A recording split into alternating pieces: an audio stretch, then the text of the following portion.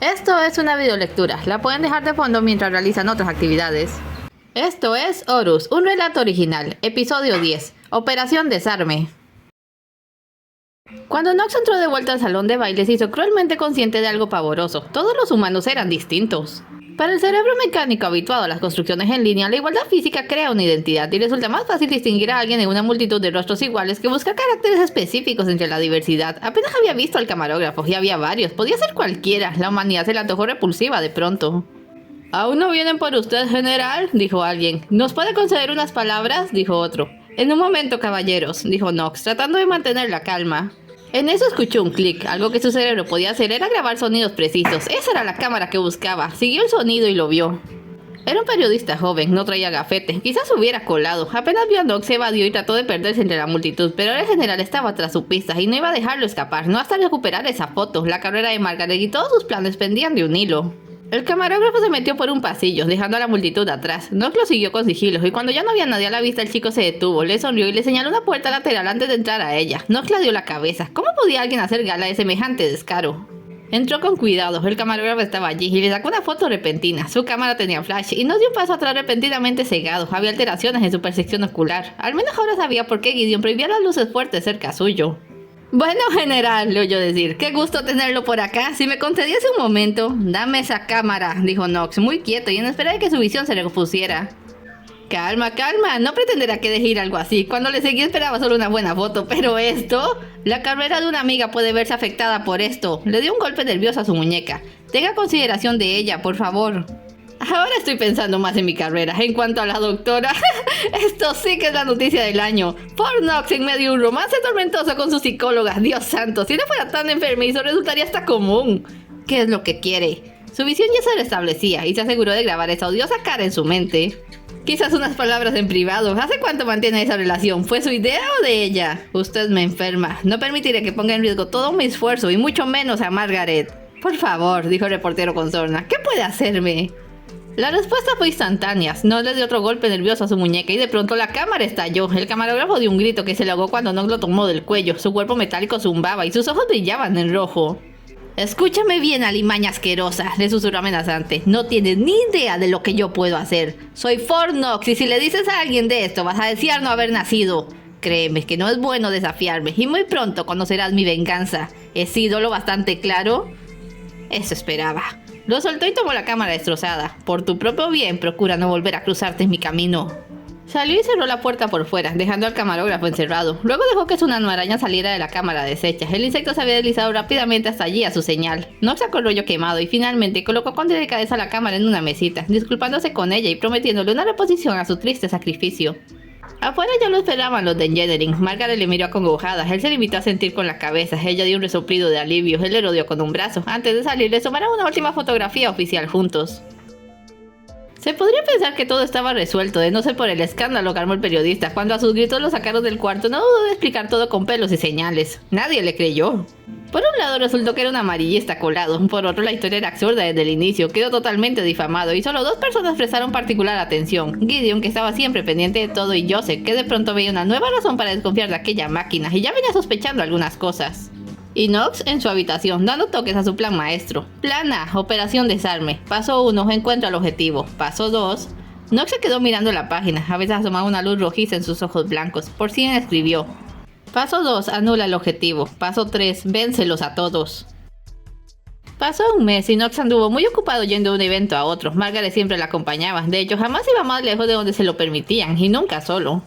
Sin embargo, empezaba a perderse el interés. Nox predicaba su idea de un mundo mejor, pero aunque traía mucho interés, la última palabra siempre parecía ser la de Gideon, que insistía en que aún era muy pronto, en que no era tiempo, y allí tenían a la pobre lámpara en el área de pruebas. Nunca daba el paso definitivo.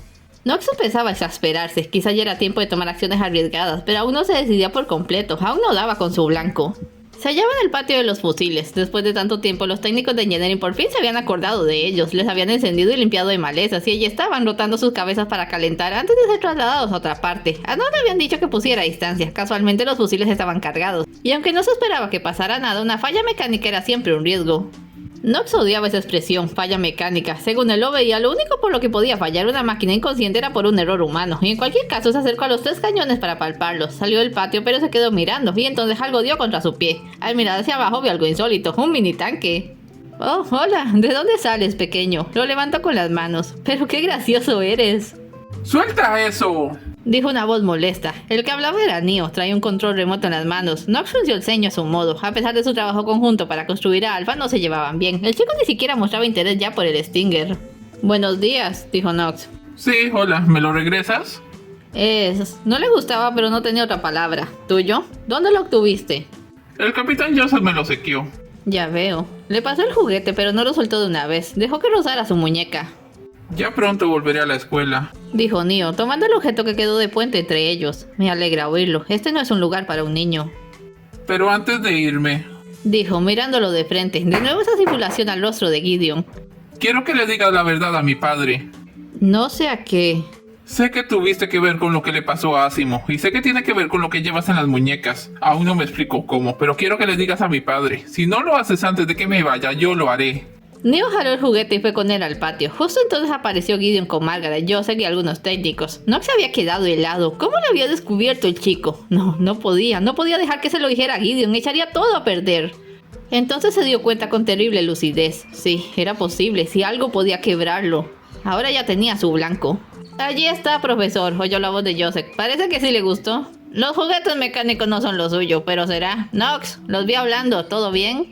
Aceptable, profesor, dijo Nox neutral. Me contaba que pronto volverá a la escuela. Se golpeó la muñeca. La verdad, ya era tiempo. Sí y no. Pasa de estar encerrado aquí a estar encerrado allá. Lo que este niño necesita es aire. Claro. Margaret miró al patio. Neo seguía el tanque por el patio y se acercaba a los fusiles. Alguien dijo su nombre y apartó la vista. De haberse quedado mirando, quizás hubiera notado que Neo en serio perseguía al tanque. De pronto el juguete andaba correteando por su cuenta. Logró tomarlo en el centro del patio. ¿Pero qué le pasa a esto?, dijo, levantándolo para verlo de cerca. No le prestó atención al ruido de los fusiles, cuyas metrallas de pronto le apuntaban, al crescendo de maquinaria. Estaba concentrado en el juguete. Abrió la tapa de las baterías y los cañones seguían sus movimientos. Lo siguiente fue la descarga. Sobre el zumbido de calentamiento de los fusiles impuso un grito que no duró más de un segundo, cubierto por una descarga feroz de las 3 ametralladoras dobles sobre un cuerpo caído. Gideon reaccionó casi 2 segundos antes, como presintiendo la desgracia. ¡Neo! ¡Espere! Yo se lo atrapó. ¡No puede acercarse! ¡Lo acribillarán! Gideon no lo escuchaba, solo gritaba el nombre de su hijo. Margaret miraba horrorizada. Nox saltó entonces afuera. Con la espada en Reach evadió el fuego y fue directo a los cables eléctricos desconectando los fusiles. La lluvia de metralla se detuvo. Gideon se zafó de Joseph y todos corrieron hacia allá. El anciano profesor creyó desfallecer de dolor. Neo, su hijo, oh Dios, su cuerpo estaba cruzado de heridas y sangraba, pero milagrosamente estaba vivo, aunque no por mucho. Ojo derecho, mandíbula, tráquea, brazo izquierdo hasta el hombro, mano derecha, ambas piernas. Oh, mi Dios. Gideon, dijo Margaret mirándole. Gideon, ¿qué haces? Gideon, rápido, necesito un quirófano y todo el equipo disponible. Gideon, espera, ¿aquí estás? Margaret, ayúdame, dijo el profesor aferrándola. Sus ojos estaban arrasados en lágrimas. No quiero ver cómo mi hijo se muere. Ya lo oyeron, muévanse. Los técnicos se fueron en todas direcciones. Gideon siguió contando partes dañadas. El ojo que Neo tenía bueno estaba abierto de horror, mirando fijo al espacio. Nox solo miraba al parecer impactado por la escena, y Joseph lo miraba a él. Había recogido el tanque de juguetes, y este estaba ileso. La operación se extendió por 10 horas. Gideon solo pidió a 5 enfermeros para asistirle. Todos pensaban que era una locura. Si bien la tecnología de prótesis había avanzado muchísimo gracias al propio profesor, jamás se había aplicado de manera tan invasiva. ¿En qué punto dejamos atrás a la humanidad? La creciente innovación tecnológica provoca el miedo de muchos a perder su identidad, la conciencia a separarse de la realidad. La proporción apropiada es 30% acero, 70% carne. Era una línea de génesis mecánica y estaba a punto de romperla. En ese momento no razonaba. Salvar la vida de su hijo era lo único importante, aunque en el camino perdiera su alma. El resultado final fue pavoroso. Se hubo que reemplazar parte del cerebro, la mitad derecha del rostro, extendiéndose a la mandíbula completa y el cuello, siguiendo el hombro y cubriendo todo el brazo izquierdo. También se cambió la mano derecha y ambas piernas al completo desde la altura del vientre. Los mismos cambios externos requirieron cambios internos: pulmones, corazón, hígado. El sistema digestivo en pleno fue reemplazado. El cableado cubría todo lo posible uniendo todas las partes. Nadie vio cuando su mente se fue, quizás demasiado traumada para resistir. Desapareció con una baja en la actividad cerebral, dejando atrás ese cuerpo deshecho. Cuando los técnicos vieron concluida aquella obra de espanto no podían creerlo, habían roto todos los límites, su proporción era de 80% acero, 20% carne, aquello no era un androide ni llegaba a máquinas, era el primer y único cyborg auténtico en la historia y estaba vivo, contra todas las posibilidades lo estaba. Gideon trató de mirar su ojo a un humano y al verlo oscurecido y perdido se detuvo, ya no podía hacer nada más, despachó a los médicos y se quedó solo en la sala de urgencias hecho un campo de batalla sangriento por tantas partes cortadas, se quedó allí aferrando esas manos metálicas que él había puesto. Perdóname, solo quería darte un mundo mejor y seguro. Yo lo lamento, pero debes quedarte. No soportaría perderte como a tu hermana. Solo un poco. Deja que te muestre que ya no tengo miedo. Te daré el mundo que les prometí. Nox se los dará. El general Fornox esperaba que lo llamaran, pero no tan pronto. Se paseaba inquieto de un lado a otro. Su pecho hacía un espantoso ruido de atasco que estaba convencido iba a delatarle. Se sentía tan extraño, sucio y a la vez eufórico.